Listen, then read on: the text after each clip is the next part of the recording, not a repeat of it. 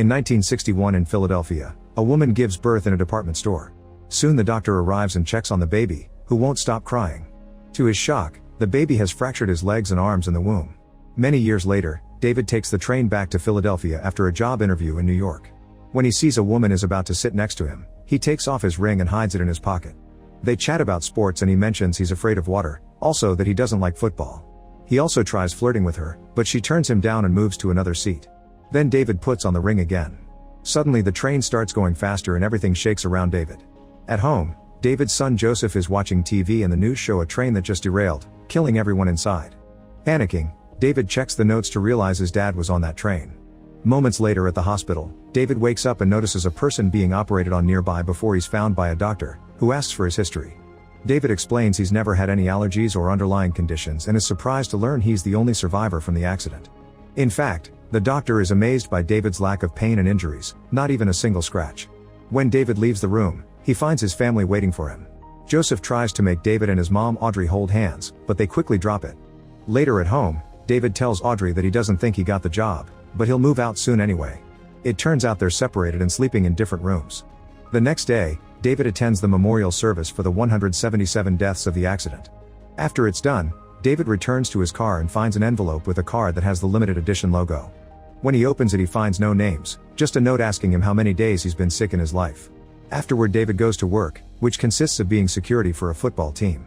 With the card still on his mind, he asks the secretary to check how many sick days he's had. Then he watches the team train with nostalgia in his eyes. At the end of the day, David is told by his boss that he's never had a single sick day since took this job 5 years ago, so he's getting a raise. That night David asks Audrey if she remembers him ever getting sick, because he doesn't. Audrey thinks about and admits she can't think of a single day of seeing David sick since she met him in college. A flashback jumps to 1974, where the baby from before is now a teen. It turns out he has osteogenesis, which means all his bones are very fragile and he often ends up breaking them. The boy is afraid of going outside and getting hurt again, not to mention other kids at school call him Mr. Glass. To take him out of his isolation, his mother tells him she left a present for him outside. The boy gathers his strength and gets the gift, which happens to be a comic book. His mother explains he'll get another one each day he leaves the house. In the present, the boy has grown into an adult. His name is Elijah and he has an art gallery dedicated to comic book art. He's very defensive of comics as an art form and cancels a sale when he hears the client wants to give a valuable painting to his 4-year-old. In the afternoon, David and Joseph come to see Elijah to ask about the card. Elijah explains he's interested in David's health and is glad to hear he was never sick. However, Elijah did have an injury. In college, he was in a car accident that hurt his leg and made him quit football. Then Elijah explains he studied comic books all his life and he thinks superheroes are based on old history. Because of his health condition, he's always wondered if there was someone else out there that was the total opposite, meaning someone unbreakable. When he heard Elijah was the sole survivor of the train accident, he thought he could be the one.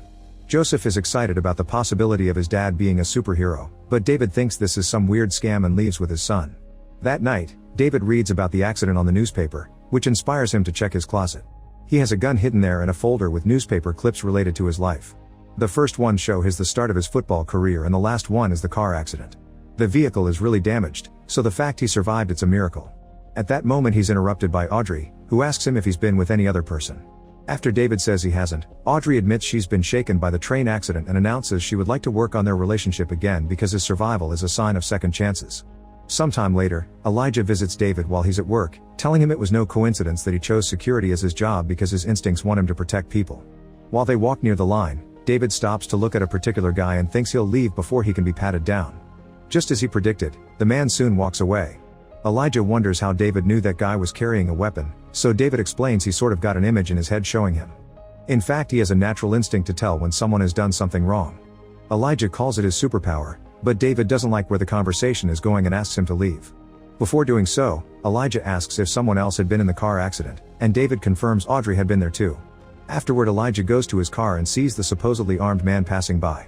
He starts to follow him and even asks him to wait, but the man ignores him. Elijah tries to go as fast as he can considering his condition, but he's still too slow. When the man goes down the subway station, Elijah pushes his body too far and falls, breaking multiple bones. As his cane breaks and he deals with the unbearable pain, he sees the man's shirt move and reveal the gun hiding underneath like David predicted. After the match is over, David goes home and sees Joseph playing football. He scolds him for it, reminding him that Audrey hates the sport because of the injuries that causes. Then David decides to do a little experiment and starts lifting weights. At first it's just 250, the most he's ever lifted. Joseph keeps adding more and more with each try until they're using every weight they own. Wanting to learn more, they also add some cans of paint and David ends up lifting 350 while barely breaking a sweat. At the hospital, Elijah is told he has multiple fractures, but the worst are the 14 ones in his leg, for which he'll need physical therapy. Later he ends up attending physiotherapy with Audrey and uses the chance to ask about her marriage while pretending to simply wanting to know his doctor better. He learns that David's car accident making him quit football is what got them together since she can't stand the sport and the harm it causes. While asking more questions, Elijah accidentally says David's name and Audrey gets suspicious. Elijah shares his theory but Audrey doesn't know what to think. During another match, David decides to stand in the middle of a crowd and anytime someone bumps into him, he gets a vision. At first it's just the voices of a yelling kid, but then he sees a man suspiciously picking something from the trash. Suspicious, David makes the guy step out of the line to search him, yet he finds nothing in his pockets. David decides he was fooled to believe he had a power. At that moment David gets called to the school because Joseph was hurt. The teacher explains Joseph got in a fight and wonders if David remembers her from when he studied there. She tells the story about the time child David fell in the pool and laid on the bottom for 5 minutes. When they pulled him out, he was dead until the paramedics revived him. In the end they changed the rules of conduct around the pool because of him and the kids share the story as an urban legend. Hearing this makes David even more convinced he isn't a superhero. After they leave the school, Joseph explains he got in a fight because he protected a girl that was being harassed for her race, saying he wants to be a hero like his dad. David tries to insist he's normal, but Joseph doesn't believe him. In the evening, Audrey tells David that Elijah told her everything. Before they can discuss it, they discover that Joseph has grabbed David's gun and points it at him, wanting to prove he can't get hurt. The kid hesitates for several seconds and David manages to talk him into putting it down. The next day, David visits Elijah, who immediately confirms the man from the stadium had a gun. Elijah also thinks David didn't get hurt during the car accident. He made up a lie to quit football so Audrey would date him. David doesn't want Elijah to bother him or his family anymore and tells him how he got pneumonia as a kid because of the time he almost drowned, which should be enough proof to drop the subject. Later Elijah is at the comic book store in a not responsive state. The clerk needs to close the shop so he starts dragging Elijah out in his wheelchair, but Elijah keeps moving the wheel to make him mess up. After a few tries, Elijah finally talks when he finds the comic he wants. Meanwhile David and Audrey leave Joseph with a babysitter so they can go out on a date. They have drinks together and try to reconnect, forcing David to admit he's kept his family at arm's length because something doesn't feel right. When they come back, the babysitter tells them she picked a phone call from New York saying David got the job. However, the family assures her they aren't going anywhere. There's also a message on the machine from Elijah, explaining every hero has a weakness and David's kryptonite is water. Desperate for answers, David sneaks in the middle of the night to find the train from the accident. He looks at the destroyed car and knows nobody normal could have survived it. This triggers the memory of the car accident and it's revealed he got out just fine, but Audrey had been stuck inside the burning vehicle. David used his super strength to rip the car door off and save Audrey. Soon someone arrived to help and David realized it was weird for him not to be hurt. Overwhelmed by the memory, David calls Elijah and admits he never suffered an injury in his life, wondering what he should do. Elijah tells him to go where people are. Moments later, David goes to a crowded area and opens his arms as he starts looking into people's crimes on purpose. He sees a woman distracting a clerk to steal jewelry, a guy throwing a bottle at a black group while insulting them for their race, and a guy taking advantage of an unconscious drunk girl. When he bumps into the janitor, he discovers the guy killed a man to take over his house. David waits for the janitor to finish his work and follows him to the house, noticing he enters through the back door. Following the same route, David gets inside too and discovers the place is a mess, not to mention the owner's body is still on the stairs. Then he looks around the rooms and finds 2 kids tied up in a closet. David immediately frees them and asks them to be quiet. Next David checks the main room and finds the mother tied up as well. The balcony door is open and David steps through it, thinking the guy may have escaped. At that moment the janitor appears behind David and pushes him off the balcony, causing him to fall on a wet surface. David looks around and realizes he's on a pool cover, which slowly begins to sink under his weight. Entangled in the fabric, David can't swim and keeps struggling to breathe and survive. Thankfully a stick suddenly appears in the water and he grabs it so he can be pulled out. It turns out the kids have come to rescue him. Afterward David returns to the main room and grabs the janitor from behind to choke him. The man fights back and pushes David against the wall, which causes damage on the surface.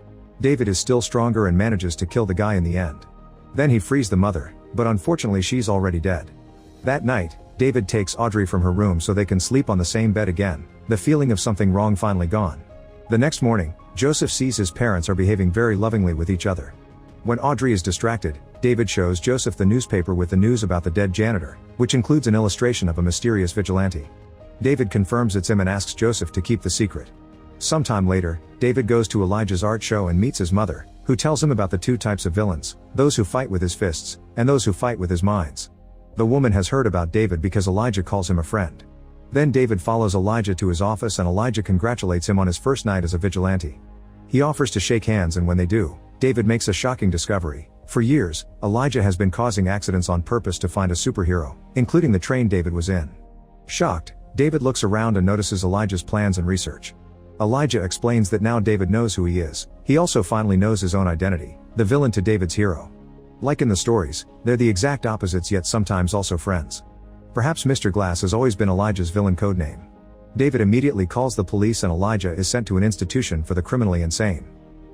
Make sure to subscribe and turn on notifications so you can watch more videos like this. Thanks for watching.